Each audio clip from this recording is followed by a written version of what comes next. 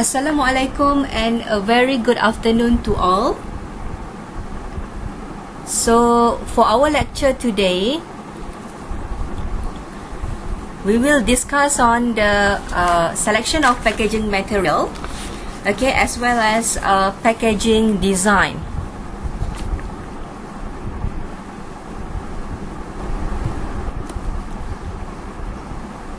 Okay class, how to choose an appropriate packaging material.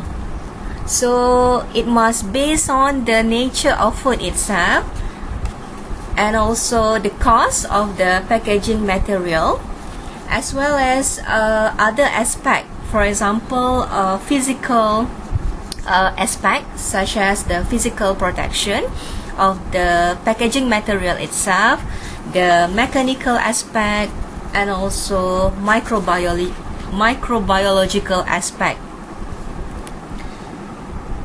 Nature of food. So the packaging material or the selection of the packaging material itself, it must not contaminate food by leakage, by migration of toxic elements from packaging to food.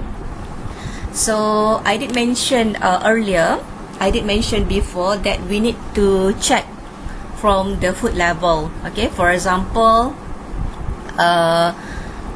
free from BPA and so on. Okay, and also susceptible to aroma loss and other pickup, must control or resist this condition in storage. Must be easy to handle for rapid and uninterrupted production. For insect and rodent, the packaging material, whether we use plastic as a packaging material or can, must protect against insect and rodent infestation, especially in a bulk storage in open warehouses. So that's why food safety system as well must be implemented, such as GMP. And also the packaging material must have a reasonable cost.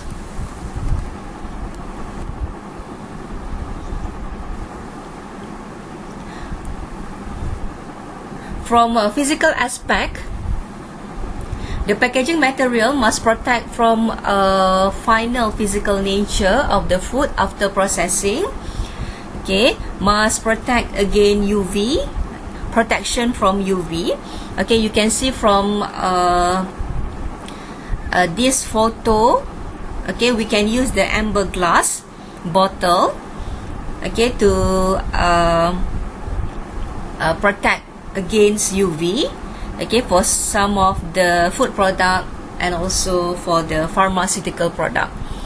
For the mechanical, the packaging material must be strong, must be able to prevent from any physical damage to food and to other packaging material.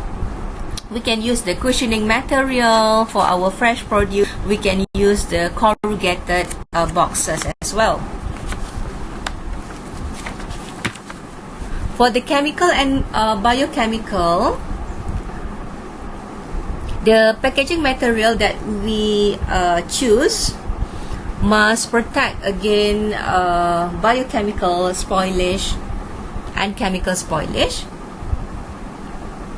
and the product of chemical deterioration must not migrate into the food in any large quantities, and it might spoil the food product.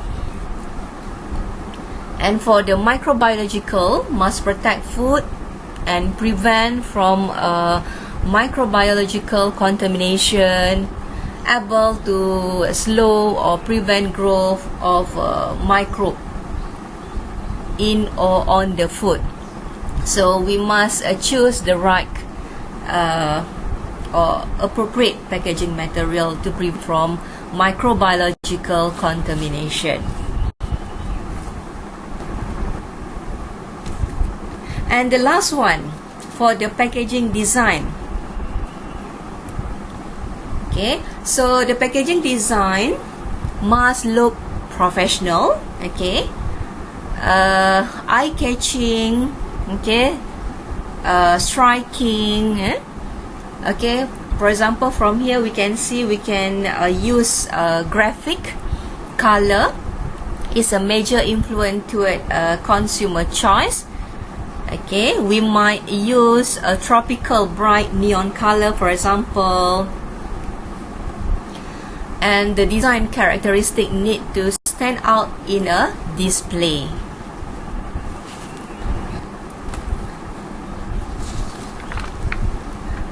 Okay, so the other factor that need to be considered, for example, must determine the target market.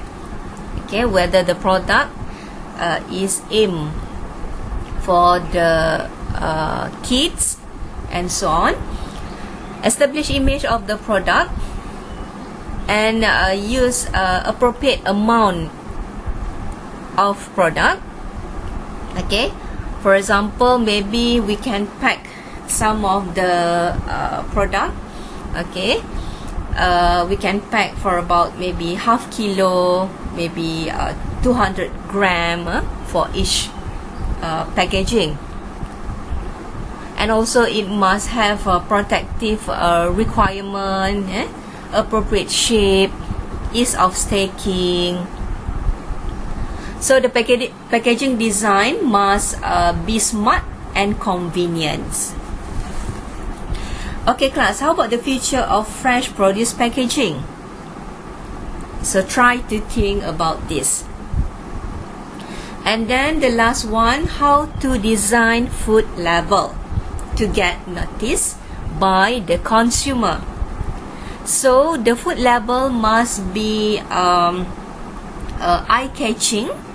Okay, the label itself need to grab someone's attention. Okay, colorful, creative, and then must be specific.